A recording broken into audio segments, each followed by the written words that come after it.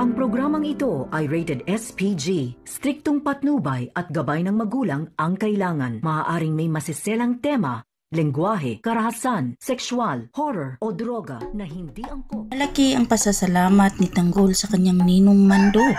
Dahil hindi nga dumating si Mando, ay malamang pinaglamayan na raw siya ngayon. Kaya agad-agad ngang pinagamot nila Don Julio si Tanggol para mabilis nga ang kanyang recover. Habang si Ramon at Don Julio galit na galit at pinaplano nga kung paano sila makaganti kay Roberto at Miguelito. Dahil sa ginawa nila Roberto at Miguelito kay Tanggol sa loob ng kulungan, hindi nga ito matatanggap nila ni Ramon. Gaganti sila ni Ramon at Don Julio sa ginawa nila kay Tanggol. Ito na nga mag-umpisa ang duguang digmaan sa dalawang panig na mga Guerrero at Montenegro. Sa araw ng pangangampanya ni Tanggol, isinisigaw ng mga tao ang pangalan ni Tanggol nga ay malaki nga raw ang pagbabago kapag si Tanggol na ang uupo bilang mayor. Si Tanggol nga raw ang kanilang ibubuto pagdating ng halalan. Karaan kasing nag-viral si Miguelito at kitang-kita ng mga tao ang pagkahambog nito. Kaya tama lang raw na pinakain ni Tanggol sa kanyang kamao si Miguelito. Hindi matatanggap ni Miguelito na puro na lang pangalan ni Tanggol ang isinisigaw ng bayan. Kaya inumpisahan ni Miguelito na paulanan ng bala ang grupo nila ni Tanggol. Teriya ni Miguelito si Tanggol, ngunit hindi niya ito natamaan dahil mabilis ngang nakailang si Tanggol. Dito na gumanti si Tanggol. Pinaulanan din niya ng bala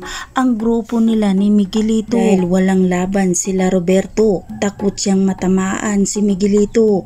Kaya mabilis ni Roberto na pinaalis si Miguelito. Dahil hindi makakapayag si Tanggol na takasan siya ni Miguelito, agad nga niya itong sinundan. Ngunit hindi inaasahan ni Tanggol na magkaharap sila ni David at nagkatutukan nga ito ng baril. Umpisa pa lang ay mortal nang magkaaway ang dalawa. Pero nagawa ni David na saluhin ang bala na para sana kay Tanggol. Dahil ay biglang ang nagpakita si Miguelito at tumatawa pa ito dahil ang dalawang magkakapatid ay nagkakampihan na nga ito. Guluhan ngayon si Tanggol kung bakit nga ginawa ni David na tubusin ang bala na para sa kanya. Kaya sa oras na to, namimilagro ang buhay ni David. Ito na kaya ang katapusan na magkita ang magkapatid at paano pa maipakita ni Tanggol na ipaghiganti niya itong si David kapag tuluyang mawala na si David sa serye. Mga kaibigan, hanggang dito na lang muna tayo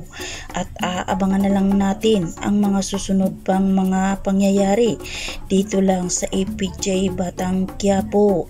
At wag po sana ninyong kalimutan na i-like, i-share at pahingi na rin ng isang subscribe. Maraming salamat!